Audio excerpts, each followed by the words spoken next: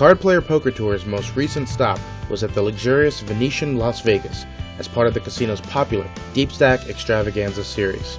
The $5,000 CPPT No Limit Hold'em main event drew a tough field of 262 players, fielding a prize pool of over $1.2 million. After 3 full days of poker action, the final table of 9 was decided. Here's a look at the chip counts heading into the final table. The chip leader was 21-year-old Alex Condon with just over $1.5 million, and he was joined at the final table by a number of recognizable names, including 2-time WPT champion Jonathan Little, 2012 WSOP Seniors Event champion Alan Jaffrey Shulman, and respected tournament pro Dan O'Brien. All of the final 9 had their eyes on the title and the first place prize of $293,966, but with a number of short stacks, it did not take long for the chips to start flying. The first player to find himself entangled in a huge pot was 58-year-old business owner Dale Phillips. With the blinds at $5,000, $10,000 with a $1,000 ante, Alex Condon raised to $20,000.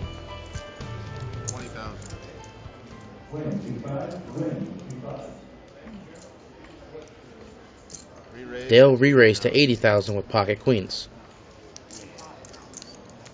It folded over to Alan, who gave it a moment's thought and then re-raised to $250,000 with pocket aces. Alex folded, and Dale called all in for a total of $245,000. Dale now saw that he was in bad shape with his pocket queens, having less than a 1 in 5 chance of winning the hand to double up. The flop of 10-8-7 rainbow brought no help, and after the turn and river brought another 10 and the 3 of hearts, Alan had sealed the deal, and Dale was eliminated in 9th place, earning $31,846. It wasn't long until the next big pot arose. With the blinds still at $5,000, $10,000, Dan O'Brien raised to $20,000, and Alex Condon re-raised to $39,000 with ace-10 offsuit. Edward Zarakis then moved all in for $140,000 with 2 black nines. Dan quickly folded. After some thought, Alex eventually made the call.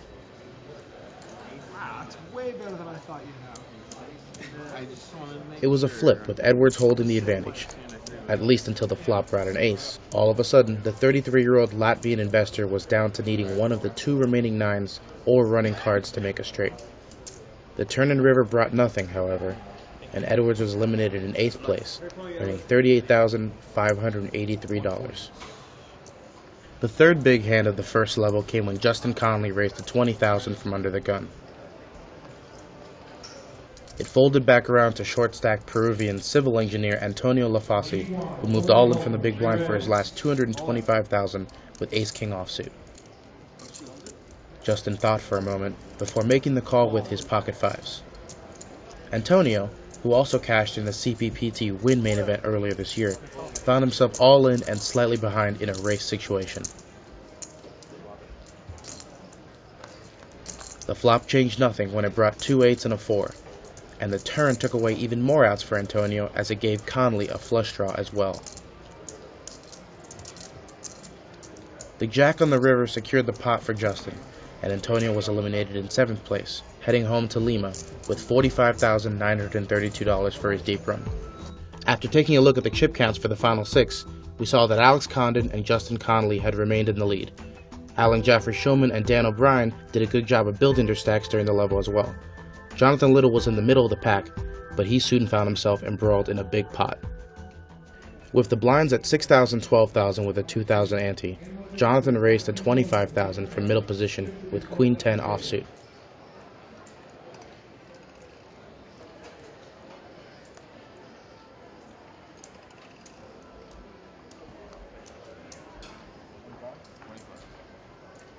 It folded to Justin, who made the call in the big blind with 9-8.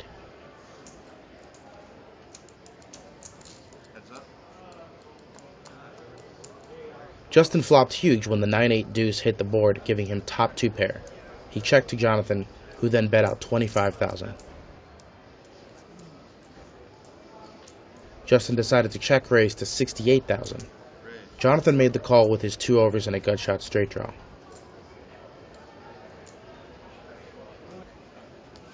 The turn brought the 4 of spades, and after some deliberation, Justin took the lead and fired out $85,000.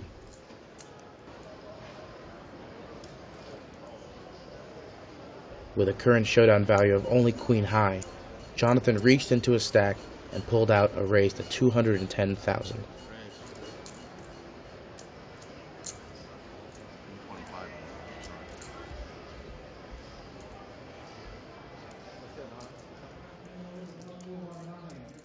Justin asked for a count of Jonathan's chips, and eventually just called.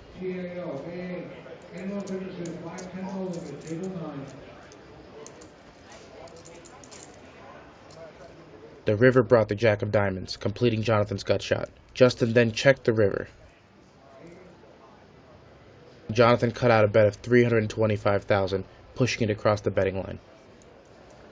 Justin quickly called the sizable bet, only to get the bad news that his two-pair was no good.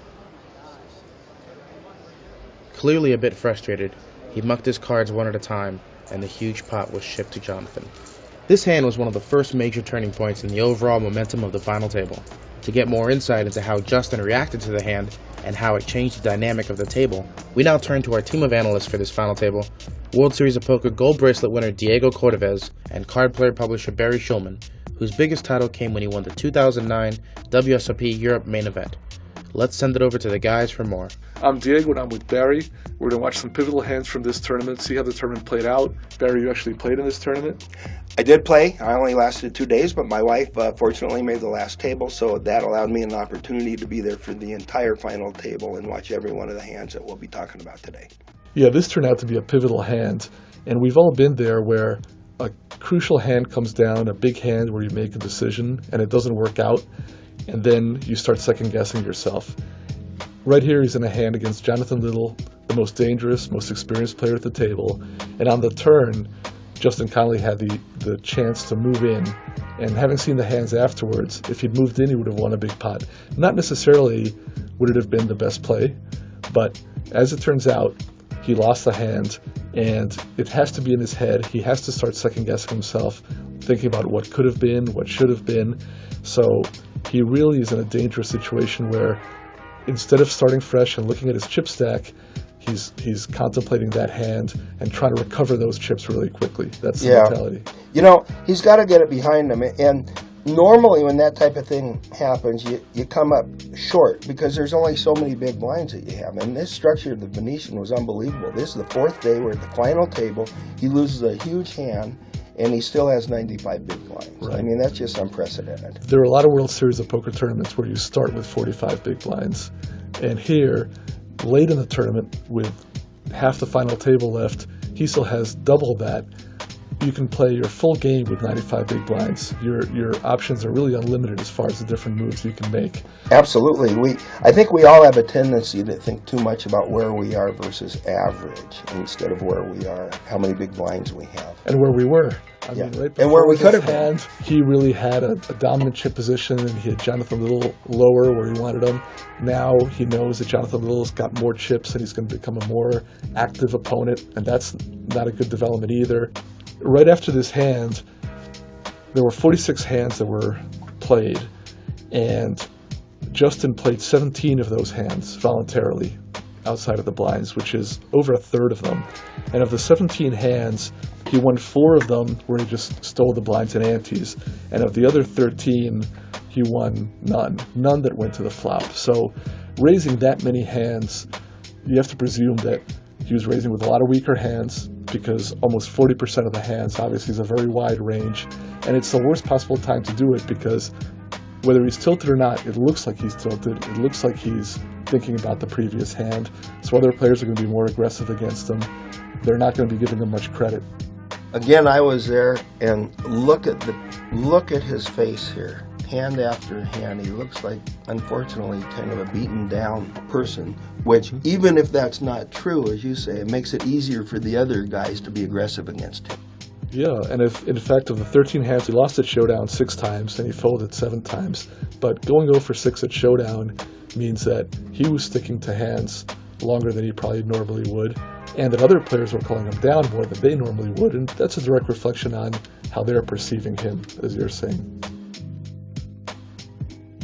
Usually when you watch televised final tables, they highlight the bust-out hands, But the reality is the bust-out hands usually just play themselves. Someone has a shorter stack, and they just have to move in and get called. Exactly. But what really matters, and they showed it terrifically, is it's the hands that lead up to that matter. On the 46th hand dealt after losing to Jonathan, with blinds of 8,000, 16,000 with a 2,000 ante, Justin raised to 32,000 in the cutoff, holding ace-10 of clubs.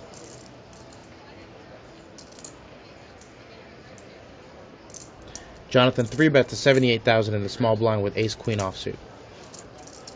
Dan folded, and it was back around to Justin. 78,000.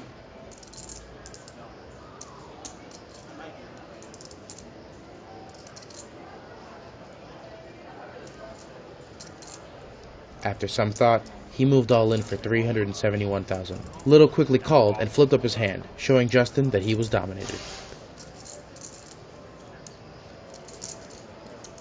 Justin's face still showed the signs of his frustration as the dealer prepared to run out the board. The Jack-Jack-8 flop brought no help to Justin. The deuce of diamonds on the turn left them drawing to 3 outs to stay in the tournament. But the jack of clubs in the river sealed the deal.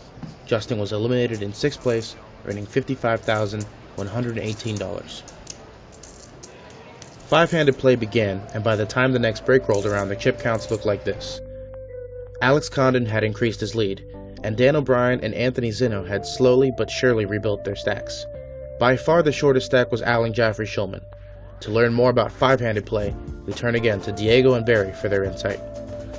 What's interesting is that at every final table, when a player goes out, the potential is there for the dynamic of the table to really change. The pay jumps get a lot bigger. In No Limit, playing five-handed as opposed to six-handed is a lot different. So after the elimination of Conley, we really saw that maybe players' styles were going to change.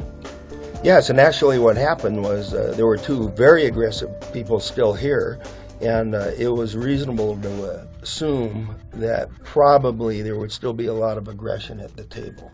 And in fact, those two players were sitting to Alan's immediate left, and she was in a predicament in that she was by far the short stack and had to wait for a good hand. Yeah, she had Jonathan Little and Dan O'Brien at her immediate left with big stacks. Both of them had been very active, so it was reasonable for her to expect them to mix it up. So at one point she folded 18 hands in a row, and her chip stack dwindled down to 440,000. But in fact, they weren't playing very much against each other. No, it was very interesting. It became very clear to her. She notified me. She said, these guys aren't playing because they're waiting for me to break because there's a pretty good pay jump. And so she intentionally said she was going to shift gears and start taking advantage of her image. And her image not only was someone who didn't play a lot of pots, but more conservative as a woman, more conservative as a senior. So she thought if she started being aggressive, she'd be able to buy some pots. Yeah, it was a perfect setup for her. And in the next 11 hands, she actually reshoved 3 times, and she built her stack up to 734,000. So without even having to see a flop, she managed to almost double her chip stack. And obviously her image had really been set up in the previous round. Yeah, it was really something amazing to see because, you know, it's one thing to be real short and open shove with a good hand. It's something else to have the table presence that you can put in a raise after they've raised and have them shove when you're short and have them fold when you're short-handed. And in fact, on the third one, somebody raised and then Anthony re-raised and then she shoved, and I'm paraphrasing here, but he basically said to the other guys, he looked up and said, oh, I'm supposed to be the sheriff, forget it, and acknowledged that they were waiting for her to break, and he mucked his hand. So Eleanor was able to rebuild her stack to a reasonable point, and then the most pivotal hand in the tournament for her came up. Blind versus blind against Jonathan Little. She's in the small blind, and she happens to pick up aces, which is a great piece of fortune. But he picks up 2 nines in the big blind, which is a huge hand in that situation. Yes, and interestingly enough, she only raises to $40,000. It's the first time she doesn't move in. Here comes the flop, and she moves all in. With a huge overbet. Huge overbet. there's 100,000 in the pot or so, and she moves all in for about $700,000. Right, a huge overbet, which really has to confuse him. And until this point, he was thinking that he was going to trap her, and now he's going to be wondering whether he's being trapped. I just don't like to be calling when I have to have the best hand, and it's kind of, so what? I had the nines, I didn't raise with it before the flop. She could easily have a jack. What's tough here is that, on the one hand, her bet being an overbet looks weak. On the other hand, the way she's played, normally you'd give her credit for a big hand, which is what she had. But he ultimately decides to call, and this changes the entire dynamic of the tournament, because now she accumulates a really big stack and takes a big chunk out of her most dangerous opponent. The ace comes on the turn, so now he's drawing dead, and Alan doesn't have to sweat any longer. And now she has 1.4 million. She's in second place, and Jonathan Little is the short stack. And he really is someone who likes to play with a big stack, who's intimidating with a big stack. So basically, everything is different now. Exactly. Like you say, the dynamic changes every time somebody busts out. Well, somebody didn't bust out here, but the dynamic should be changing because Jonathan went from a big stack to the short stack. The players then went on dinner break with the chip counts as follows. The blinds would increase to 12,000, 24,000 with a 3,000 ante, meaning that Alex, the chip leader, would have more than 130 big blinds, while short stack Jonathan would have roughly 17 big blinds when he came back. In the next key hand, Jonathan raised all in from under the gun for 364,000, holding pocket trays. It folded around to Alex, who gave it some thought before he moved all in to isolate from the button, holding pocket sevens. The flop of King 8 deuce all spades gave Alex a flush draw and left Little with even less equity. The 4 of hearts on the turn meant that Jonathan had just one out heading into the river. The ace of spades was not it, however, and when it hit, Jonathan was eliminated in 5th place, earning $67,367. We now turn to Diego and Barry for their analysis of the hand. So this seemed like just a standard knockout elimination hand. Short stack has 3s, bigger stack has a middle pair, figures to be the best hand, he isolates, and he wins. Diego seemed like that, except Alex took a risk that he didn't have to take, which normally doesn't cost the pot. And that is, he moved all in with his sevens. And Alan's now in second place. If she wakes up with aces, she's going to have a huge win. He could have accomplished the exact same thing by doubling Jonathan's little bet or tripling it, and then if she moves in, he can get away from the hand. At the next break, the 4-handed chip counts were as follows. Alex had increased his lead, now holding nearly half of the chips in play. Anthony Zinno, a 31-year-old professional poker player from Cranston, Rhode Island, would be coming back as the shortest stack, with his 560,000 amounting to just 19 big blinds at the new level of 15,000, 30,000 with a 4,000 ante. On the very first hand back from the break, it folded to Alex, who raised to 70,000 from the small blind. Anthony moved all in for 564,000 from the big blind, and Alex immediately called with ace-king, having Anthony's king-jack dominated heading into the flop, which brought 2 5s and a 4. Anthony was going to need to find a jack on the turn or river, but the deuce of spades and 6 of diamonds secured the pot for Alex and sent Anthony to the rail in 4th place with $86,964. Condon raked in the pot and increased his chip lead to $3.75 million. With the blind still at 15,000, 30,000, 29-year-old poker pro Dan O'Brien was the shortest stack, but he still had more than 35 big blinds when the next key pot arose. Dan raised to 60,000 on the button with the 8-7 of diamonds, and Alan called from the big blind with the king-queen of diamonds. The flop brought the 10-4 deuce of diamonds, giving both players a flush, and Alan quickly bet out 75,000.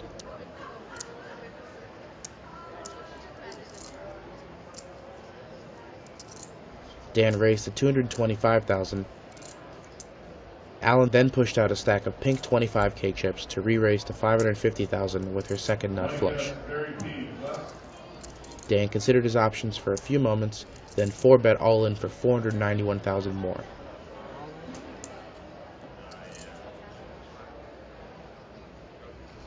Alan went into the tank for quite a while.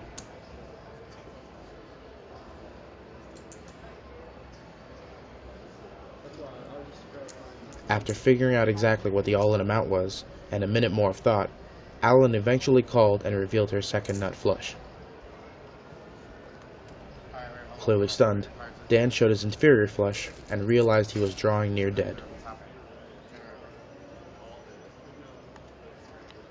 The jack of clubs on the turn sealed his fate, and Dan was sent to the rail, earning $122,485, bringing his lifetime live tournament earnings to $2.2 million. Diego and Barry gave us their thoughts on how this hand went down.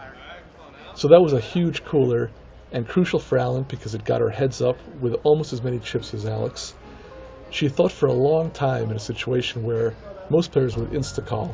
She raised with king-queen of diamonds, flops the second nut flush, second nuts, and she thought for a long time before calling. Well, I'm pretty sure that she knew that she was going to call. And even if he's got the ace-high flush, some hands you just have to lose with. But here's what she was thinking about. We have a very strong family philosophy that we like to have two ways of win, meaning be the better and have the best hand, or be able to win without a showdown. And here she has to show the best hand. And I know she likes to control her fortune, and she likes to be the decider if she's playing a big pot or not. So that's what she was thinking about. And then she knows she has to call, but she had that thought process and she calls. So going into heads-up play, Alex Condon had about $3.5 million in chips, and Alan Jeffrey Shulman had about $3 million in chips. So he had 118 big blinds, she had 100 big blinds, a lot of play, an enormous amount of play really, and a pretty even matchup. And Alex Condon is not very well known because he's only 21 years old, so he only recently became eligible to play in most live tournaments, but he's got a very strong record considering his age. Twice he was the last 21 and under player, or under 21 player standing in the WPT Seminole Hard Rock main event. That's an event where you can be 18 and play. He's got a win in a $500 buy-in event, and he's got $222,000 in live tournament winnings, which again, given how few tournaments he's eligible to play, is a pretty impressive total. So going into the heads up, you talked to Alan. What was her strategy? What was her thinking? Her strategy is she really wanted to keep pounding it and to play lots of hands, not be risking her chips, and see whether or not he was going to play back at her. And if he didn't play back at her, she was going to just keep raising and raising and raising, which is a pretty common strategy for people who've played a lot of heads up when they're on the button. Then they raise and see what happens. I mean, as it turns out, she raised on the button 100% of the time. 27 times heads up she was on the button, and she raised all 27. And of the 54 hands that were played, she won 44, which is a huge amount, given that there weren't a lot of hands really played out. She was just taking it on the flop a lot of times. And it wasn't just when she was in position. 27 times she was out of position, and on 15 of those, she led out into Alex. Most of those he'd raised pre-flop, so she's leading into the razor, which is kind of an unconventional strategy, but it was working. He wasn't playing back at her. Yeah, that was pretty amazing to me too. I've never done that, frankly. I've been more of a check raiser when I have a hand and then he bets, or if I don't have a hand, then I think he has nothing. So she kind of invented this strategy, and it worked. So all this aggression really paid off, because at the next break, Alan had more than double Alex's chips. She had almost $4.5 million in chips, 111 big blinds. He was down to just over $2 million in chips, 53 big blinds. So without really playing out any pots or having pots go at a showdown, without any double ups, she'd reverse things from having fewer chips to having basically over double chips. Did you talk to her at break? Yes, and he was talking to a couple people, and he has some very, very strong mentors. And there was no doubt in our mind that his mentors were going to say, look, you just have to play back at this one, and you can't let her just continue to take your chips. And so basically, I said to Alan, and she totally agreed, this jig is up. All the fun's gone. He's going to be playing back at you, so you better be prepared for that, whatever that means. So she now had to set up to win the chips, knowing that he was going to be playing back at her. Exactly. So now it was more moving into more of a trapping or getting paid off mode. Traditional. Traditional mode.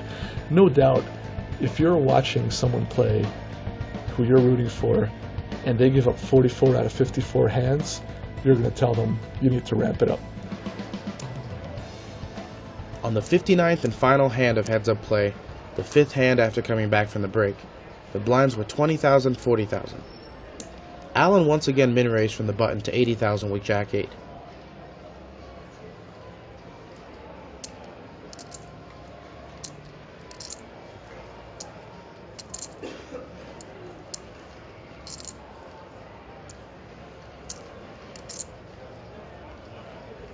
Alex gave it some thought and decided to 3-bet to 255,000 with ace-queen offsuit.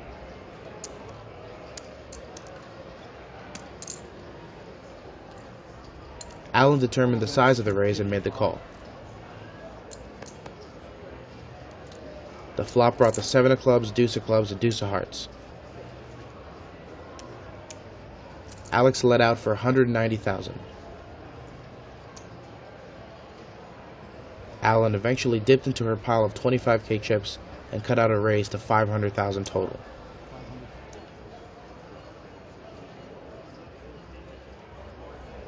Alex slid in the call with his ace-queen high, which was still the best hand.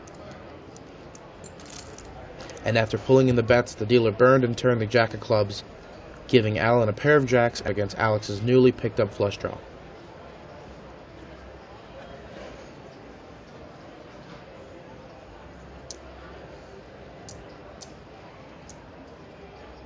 Alan now bet 675,000.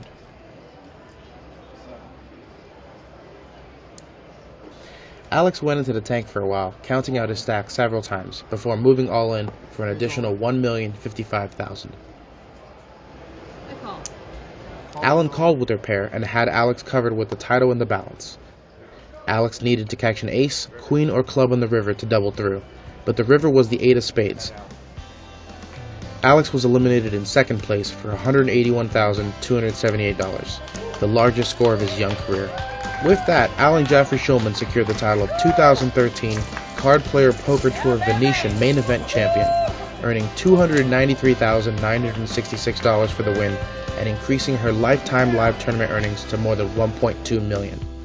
We caught up with her just after the win to learn more about what it meant to her. I feel like I needed it. I needed it to prove something, because after I won the bracelet last year, people think, oh, she got lucky, or oh this or oh that, and I think when I start having more wins under my belt, then nobody can say, she just keeps getting lucky. I really worked hard, and for a long time I didn't have cards, and I just had to be very, very patient. And I think one of the strengths of my game has become that I just don't go on tilt. When something bad happens, Barry and I talk a lot about the fact that what makes somebody great is they take bad beats and then they just try to recover, try not to go on tilt, try to make fewer mistakes than everybody else makes, and I feel great. Congratulations once again to Alan Jeffrey Shulman, the champion of the 2013 Card Player Poker Tour Venetian Main Event.